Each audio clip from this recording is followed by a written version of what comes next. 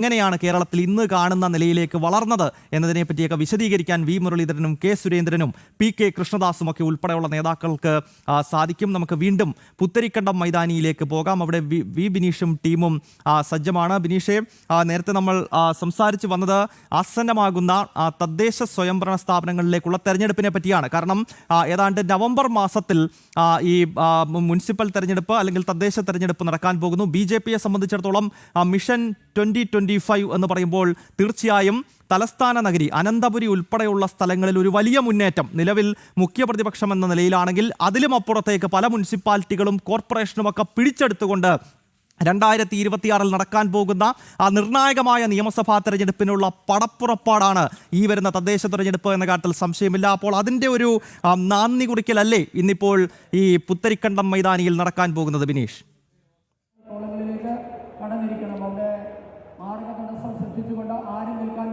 തീർച്ചയായിട്ടും അക്കാര്യത്തിൽ ഒരു സംശയമില്ല. കാരണം BJPയെ സംബന്ധിച്ചിടത്തോളം BJP തദ്ദേശ സ്വയംഭരണ തെരഞ്ഞെടുപ്പ് വളരെ ശ്രദ്ധാപൂർവം തന്നെയാണ് കൈകാര്യം ചെയ്യുന്നത്. അതിൻ്റെ അടിസ്ഥാനത്തിൽ തന്നെയാണ് ഒരു വികസിത ടീമിനെ BJP ഇപ്പോൾ ഓരോ വാർഡ് തലത്തിലും അവർ രൂപപ്പെടുത്തിയിരിക്കുന്നത്. ആ വികസിത ടീമിൻ്റെ ഒരു നേതൃയോഗം തന്നെയാണ് അമിത്ഷാ അല്പസമയത്തിനകം അഭിസംബോധന ചെയ്ത് സംസാരിക്കാൻ പോകുന്നത്. അല്പസമയത്തിനകം തന്നെ നാടിനായി BJP സംസ്ഥാന കാര്യാലയം സമർപ്പിക്കും. എന്തായാലും നമ്മോടൊപ്പം പ്രജിത്തും കൂടി ചേരുകയാണ്. പ്രജിത്ത്, വലിയ പ്രതീക്ഷയിലാണ് BJP പ്രവർത്തകരും നേതാക്കളുമൊക്കെ. പ്രത്യേകിച്ച് അമിത്ഷാ എന്തായിരിക്കും ഈ നേതൃസംഗമത്തിൽ, പ്രത്യേകിച്ച് ഈ വാർഡ് തല നേതൃസംഗമം BJP വ്യക്തമാക്കുന്ന ഒരു മുദ്രാവാക്യമുണ്ട്, വികസിത കേരളം.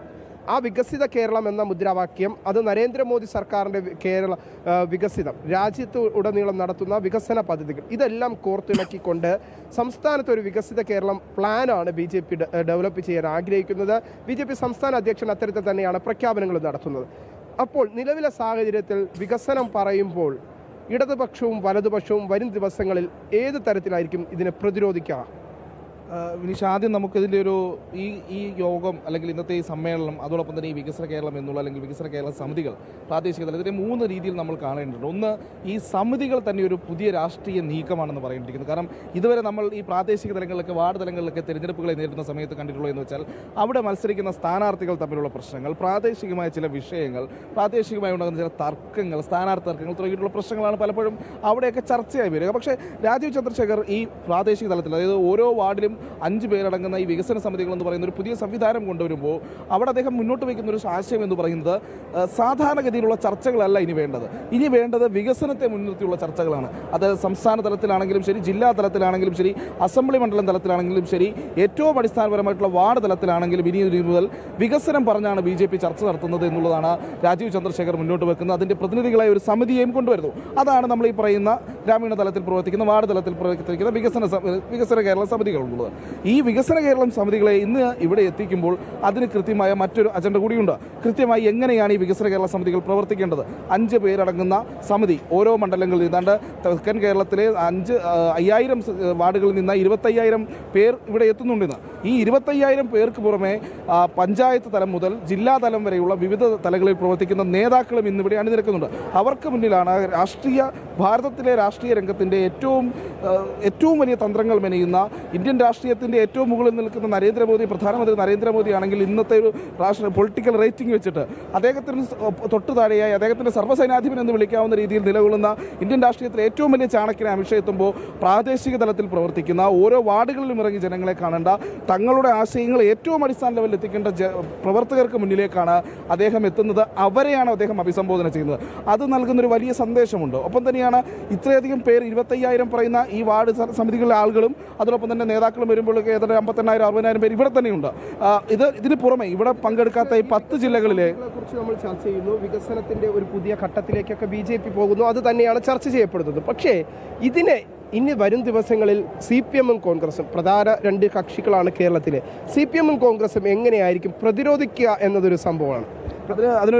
ഒരു പ്രധാനപ്പെട്ട ചില സൂചനകൾ CPM-ഉം കോൺഗ്രസൊക്കെ എത്രത്തോളം BJPയുടെ വളർച്ച അല്ലെങ്കിൽ ദേശീയതയുടെ ഒരു മുന്നേറ്റത്തെ എങ്ങനെ കാണുന്നു എന്നുള്ളതിന് കഴിഞ്ഞ കുറേ ദിവസങ്ങളിലായി കേരളത്തിൽ അവർ കാണിക്കുന്ന ചില നാടകങ്ങൾ, ചില പ്രശ്നങ്ങളൊക്കെ നമ്മൾ കണ്ടുകൊണ്ടിരിക്കുകയാണ്. ഇപ്പോൾ ഭാരതാംബയുടെ ചിത്രം സംബന്ധിച്ച വിവാദം എന്ന് പറയുന്നത് ദേശീയ ബിംബങ്ങളെ അംഗീകരിക്കാതിരിക്കുന്നതിലൂടെ ചില തീവ്ര വർഗീയ ആശയക്കാരെ, ചില കൃത്യമായി പറയുകയാണെങ്കിൽ PDP-യും SDPI-യും പോലെയുള്ള തീവ്ര സംഘടനകളെ, തീവ്ര നിലപാടുകാരെ പ്രീണിപ്പിക്കാൻ വേണ്ടിയിട്ടുള്ള ഒരു സമീപനം, ഒരു നീക്കം അവർ നടത്തുന്നുണ്ട്. അതിൻ്റെ ഭാഗമായി കൂടിയാണ് ഈ ദേശീയതല ബിംബങ്ങളെ ഇത്തരത്തിൽ അപമാനിക്കുകയും അവഹേളിക്കുകയും ചെയ്യുന്ന ഒരു സമീപനത്തിലേക്ക് അവർ കടക്കുന്നതെന്ന് പറയാതിരിക്കാം. അപ്പോൾ ഇന്ന് അതിനൊപ്പം തന്നെ പ്രധാനപ്പെട്ട ഒരു കാര്യമുണ്ട്. ഇന്ന് കേന്ദ്ര ആഭ്യന്തരമന്ത്രി അമിത്ഷാ ഇവിടെ എത്തുമ്പോൾ അദ്ദേഹം ഇവിടെ ഈ വേദിയിൽ പറയുന്ന ഓരോ വാക്കുകളും നിർണായകമാണ്. ഇനി പുതിയ ഏതെങ്കിലും തരത്തിലുള്ള പ്രഖ്യാപനങ്ങൾ നടത്തുകയാണെങ്കിൽ, പുതിയ ഏതെങ്കിലും തരത്തിലുള്ള ഒരു പദ്ധതികൾ കേരളത്തിന് വേണ്ടി കൊണ്ടുവരികയാണെങ്കിൽ അതും വരും ദിവസങ്ങളിൽ ചർച്ചയാവും.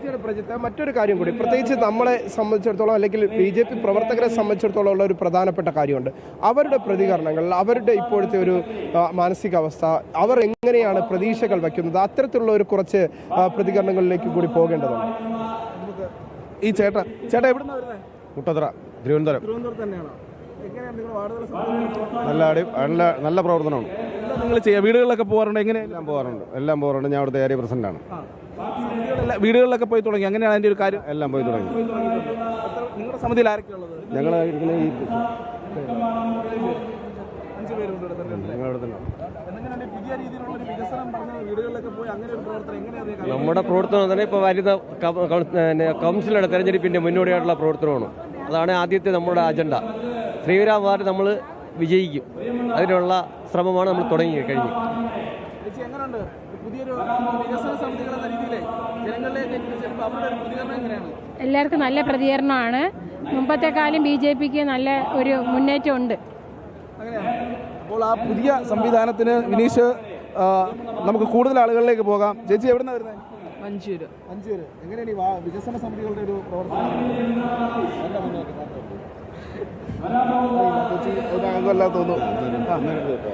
ഇവിടെ ഈ പ്രദേശത്തൊക്കെ ഉള്ളത് തിരുവനന്തപുരം ഭാഗത്തു നിന്നുള്ള പ്രവർത്തകരാണ് വിനീഷ് ഇവിടെ ഉള്ളത് കൂടുതലും.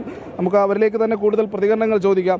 ഈ പുതിയ ഈ വികസന സമിതി എന്ന് പറയുന്ന ഒരു സംവിധാനം വന്നിട്ട് എങ്ങനെയുണ്ട് അതിൻ്റെ ഒരു ഇമ്പാക്ട് ജനങ്ങളിലേക്കൊക്കെ ഉള്ള ഒരു ഇടപെടലൊക്കെ എങ്ങനെയുണ്ട്?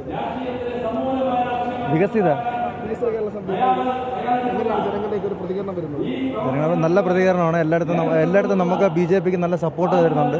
അതുപോലെ തന്നെ നരേന്ദ്രമോദിജിയുടെ ഒരുപാട് വികസിത ഈ നമ്മുടെ ജൻ ഔഷധി അങ്ങനെയുള്ള സംരംഭങ്ങൾ ജനങ്ങളെ ആവേശത്തോടെ ഉൾക്കൊണ്ട് മുന്നോട്ട് വരുന്നുണ്ട് പാർട്ടിയിലോട്ട്. ഇപ്പോഴും ഇവർ പറയുന്നത് അടിസ്ഥാന സൗകര്യങ്ങൾ, പ്രത്യേകിച്ച് നരേന്ദ്രമോദി സർക്കാരിൻ്റെ കേന്ദ്ര പദ്ധതികളെ സംബന്ധിച്ചുള്ള വിവരങ്ങൾ തന്നെയാണ് ഈ സാധാരണക്കാരായ പ്രവർത്തകരും എടുത്തു പറയുന്നത്. നമ്മോടൊപ്പം മറ്റു പ്രവർത്തകരും കൂടി ചേരുകയാണ്.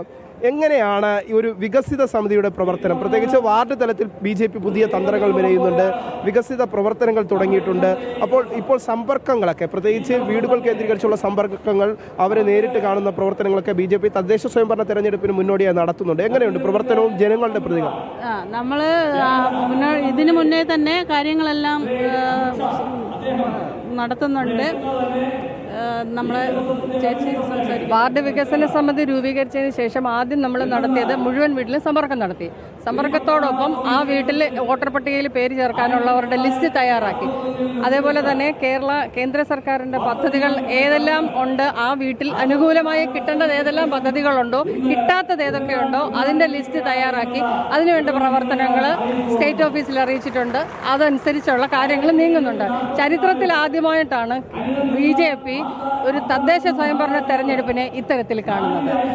വിജയിക്കണം എന്ന ലക്ഷ്യം മാത്രമാണ് അതിനുവേണ്ടിയുള്ള പ്രവർത്തനമാണ് കാഴ്ചവെച്ചുകൊണ്ടിരിക്കുന്നത്. ചരിത്രത്തിൽ ആദ്യമായിട്ടാണ്. തീർച്ചയായിട്ടും വിജയിക്കണം എന്ന ലക്ഷ്യം, കേന്ദ്ര സർക്കാരിന്റെ പദ്ധതികളുടെ വികസനങ്ങൾ ഓരോ ജനങ്ങൾക്ക് മുന്നിലും കൃത്യമായി എത്തിക്കുന്നു. ഇതൊക്കെ തന്നെയാണ് നമുക്ക് കാണാൻ സാധിക്കുന്നത്. എങ്ങനെയുണ്ട് ചേട്ടാ, നേരത്തെ എത്തിയോ? ഇതിന് ത്രിതല പഞ്ചായത്ത് തിരഞ്ഞെടുപ്പുമായി ബന്ധപ്പെട്ട് വാർഡ് തലത്തിൽ 5 പേര് ചേർന്ന ഒരു വികസിത സമിതി ഉണ്ടാക്കുകയും അതിൻ്റെ രീതിയിൽ ആദ്യം തന്നെ ഡാറ്റ കളക്ഷൻ ആരംഭിച്ചു കഴിഞ്ഞു. അതായത് നമ്മുടെ പഞ്ചായത്ത് പൂവച്ചൽ പഞ്ചായത്താണ്. നിലവിൽ 6 മെമ്പർമാരുണ്ട്. അടുത്ത പഞ്ചായത്ത് ഭരണം പിടിക്കുക എന്ന് തന്നെയാണ് ഏറ്റവും വലിയ ലക്ഷ്യം. എല്ലാവർക്കും ഓരോ ടാർഗറ്റ് ഉണ്ട് പ്രജിത്ത്. കാരണം ഇപ്പോൾ പൂവച്ചൽ പഞ്ചായത്തിൽ നിന്നുള്ള ഒരു BJP പ്രവർത്തകനാണ് നമ്മോട് പ്രതികരിച്ചത്. അദ്ദേഹം പറഞ്ഞത് 6 മെമ്പർമാരുണ്ട് നമുക്ക് ഇത്തവണ. ഇനി പൂവച്ചൽ പഞ്ചായത്തിൻ്റെ ഭരണം ഉറപ്പാക്കുക എന്ന ലക്ഷ്യമാണ് അവർ മുന്നോട്ട് വയ്ക്കുന്നത്. അങ്ങനെ വികസനങ്ങൾ ജനങ്ങൾക്കിടയിൽ ചർച്ചയാക്കിക്കൊണ്ട് മുന്നോട്ട് പോകാൻ തന്നെയാണ് ഓരോ പ്രവർത്തകരെയും തീരുമാനം. രാവിലെ എത്തിയതാണോ? രാവിലെ എത്തിയോ? നേരത്തെ എത്തിയോ? നേരത്തെ എത്തി. എന്താ ഏറ്റവും മുന്നിൽ വന്നിരുന്നു? ഏറ്റവും മുന്നിൽ വരുന്നത് നമുക്ക് ഈ പരിപാടി കാണുന്നതിനും കേന്ദ്രമന്ത്രി നേരിട്ട് അടുത്ത് കാണുന്നതിനും വേണ്ടിയിട്ട് നാട്ടിൽ BJP-യുടെ പ്രവർത്തനമൊക്കെ സജീവമായിട്ട് നടത്തുന്നുണ്ട്. നാട്ടിലെ വാർഡ് മെമ്പറാണ്. വാർഡ് മെമ്പർ ഏത് വാർഡിന്റെ എവിടത്തെ? കൊല്ലം ജില്ലയിലെ പൂതക്കുളം ഗ്രാമപഞ്ചായത്ത്. കൊല്ലം ജില്ല. ജനങ്ങൾക്കിടയിൽ കേന്ദ്ര പദ്ധതികളൊക്കെ എത്തിക്കാൻ സാധിച്ചിട്ടുണ്ട്. കേന്ദ്ര പദ്ധതികളൊക്കെ എത്തിച്ചുകൊണ്ട് തന്നെയാണ് ഇരിക്കുന്നത്. നമ്മൾ ജനങ്ങളുമായിട്ട് നല്ല രീതിയിലുള്ള സമ്പർക്കം എല്ലാം ചെയ്യുന്നുണ്ട്. ഒരു മാറ്റം നമ്മുടെ കേരളത്തിൽ വളരെ അനിവാര്യമായിട്ടുള്ളതാണ്. മാറാൻ കഴിയുമെന്നാണ് ഒരു പ്രതീക്ഷ. നിരവധി കേന്ദ്ര പദ്ധതികളുണ്ട്. ഉജ്ജൽ യോജന, പ്രധാനമന്ത്രി ജൽജീവൻ മിഷൻ, ഇതൊക്കെ പഞ്ചായത്തിലും വാർഡ് തലത്തിലൊക്കെ സജീവമാക്കാൻ കഴിയും. സജീവമാക്കിക്കൊണ്ടിരിക്കുക തന്നെയാണ്. ഇനി നമുക്ക് കുറച്ചും കൂടി ചെയ്യാനുണ്ട്.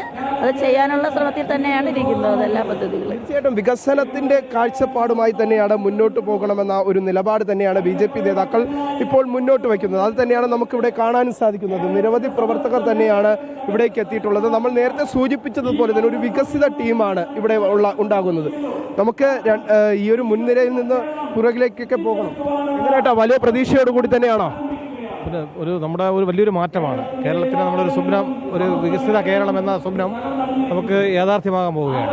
അപ്പോൾ ഒരു നേതൃസംഗമമാണ് നടത്തിയിട്ടുള്ളത്. അത് നേതാക്കന്മാർ മാത്രമാണ് ഇന്ന് ഈ ഫംഗ്ഷന് വന്നിട്ടുള്ളത്. അമിത്ഷാജി ഈ തരുന്ന നിർദ്ദേശത്തോടുകൂടി തന്നെ നമ്മുടെ കേരളത്തിൽ വലിയ മാറ്റങ്ങൾ വരാൻ പോവുകയാണ്. ഓരോ BJP പ്രവർത്തകരും വലിയ പ്രതീക്ഷയിൽ തന്നെയാണ്. വലിയ മാറ്റം, ആ മാറ്റം തന്നെയാണ് ഇവിടെ ചർച്ചയാക്കുന്നത്. അല്ലേ പ്രജിത്ത്? അവരെല്ലാവരും നമ്മൾ സിനിമയിലൊക്കെ പറയുന്ന പോലെ എല്ലാവരുടെ ഒരു സ്പിരിറ്റ് കണ്ടില്ല എന്നുള്ളതാണ്.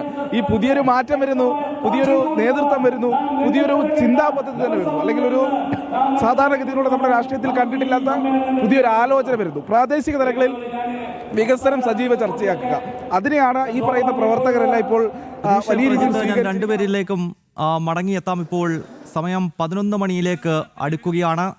ഏതാനും മിനിറ്റുകൾക്കകം തന്നെ ഒരുപക്ഷെ കേന്ദ്ര ആഭ്യന്തരമന്ത്രി അമിത്ഷാ ഈ തലസ്ഥാനത്ത് ഒരുങ്ങിയിട്ടുള്ള BJP-യുടെ സംസ്ഥാന കാര്യാലയത്തിലേക്ക് എത്തും. നേരത്തെ സൂചിപ്പിച്ചതുപോലെ വാർഡ് തലത്തിലുള്ള കാര്യകർത്താക്കളെയാണ് അദ്ദേഹം പുത്തരിക്കണ്ടം മൈതാനിയിൽ അഭിസംബോധന ചെയ്ത് സംസാരിക്കാൻ പോകുന്നത്. പ്രത്യേകിച്ച് വിവിധ രാഷ്ട്രീയ വിഷയങ്ങൾ കൂടി, BJP-യുടെ ചരിത്രവും BJP കേരളത്തിൽ എന്തൊക്കെ കാര്യങ്ങളാണ് വരും നാളുകളിൽ ചെയ്യേണ്ടത് എന്നതിനെ പറ്റിയുള്ള മാർഗനിർദ്ദേശം പ്രവർത്തകർക്ക് കൊടുക്കുന്നതിനൊപ്പം ഇടത് വലത് മുന്നണികളെ കേന്ദ്ര ആഭ്യന്തരമന്ത്രി അമിത്ഷാ കടന്നാക്രമിക്കും എന്ന കാര്യത്തിൽ യാതൊരു സംശയവുമില്ല. പ്രത്യേകിച്ച് ഭാരത് മാതാ വിവാദം ഉൾപ്പെടെ ഈ സംസ്ഥാനത്ത് കത്തി നിൽക്കുന്ന സാഹചര്യത്തിൽ BJP-യുടെ മുൻ ദേശീയ അധ്യക്ഷൻ ഇത്തരം കക്ഷികൾക്ക് കൃത്യമായ മറുപടി തലസ്ഥാന നഗരിയിൽ നിന്നുകൊണ്ട് നൽകിയേ അദ്ദേഹം തിരികെ ഡൽഹിയിലേക്ക് മടങ്ങൂ എന്ന കാര്യത്തിലും സംശയമില്ല. ഇപ്പോൾ ശാലിനി വീണ്ടും ചേരുകയാണ് നമുക്കൊപ്പം. ശാലിനി, ഇനിയും ഏതാനും മിനിറ്റുകൾ മാത്രമേ ഉള്ളൂ 11 മണിയാകാൻ. കേന്ദ്ര ആഭ്യന്തരമന്ത്രി അമിത്ഷാ അവിടേക്ക് എപ്പോഴാണ് എത്തുന്നത്? കൃത്യമായി ഒരിക്കൽ കൂടി അദ്ദേഹത്തിൻ്റെ പരിപാടികൾ പ്രേക്ഷകർക്ക് വേണ്ടി വിശദീകരിക്കൂ ശാലിനി.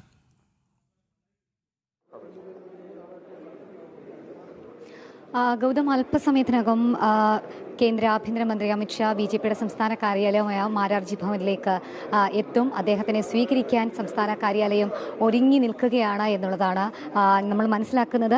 ഒരു 5 മിനിറ്റിനുള്ളിൽ തന്നെ അദ്ദേഹം താമസിക്കുന്ന സ്വകാര്യ ഹോട്ടലിൽ നിന്നും അദ്ദേഹം ഇങ്ങോട്ടേക്ക് എത്തുമെന്നുള്ളതാണ്. അതിൻ്റെ അവസാനഘട്ട തയ്യാറെടുപ്പുകൾ, ഒരുക്കങ്ങളൊക്കെ സെക്യൂരിറ്റി ഉദ്യോഗസ്ഥർ, ഒപ്പം തന്നെ അമിത്ഷായുടെ കൂടെയുള്ള മീഡിയ ടീമൊക്കെ ഇവിടെ നടത്തിക്കൊണ്ടിരിക്കുകയുമാണ്. ആദ്യമായി ഗൗതം സൂചിപ്പിക്കുകയാണെങ്കിൽ അമിത്ഷാ ഇങ്ങോട്ടേക്ക് എത്തുമ്പോൾ അദ്ദേഹം ഈ ഒരു കെട്ടിടത്തിൽ ഈ ഒരു മാരാർജി ഭവൻ എന്ന സ്വപ്നഗൃഹത്തിൻ്റെ തറക്കല്ലിട്ട ഒരു നേതാവാണ്. ആ നേതാവ് തന്നെ അതിൻ്റെ ഔദ്യോഗിക ഉദ്ഘാടന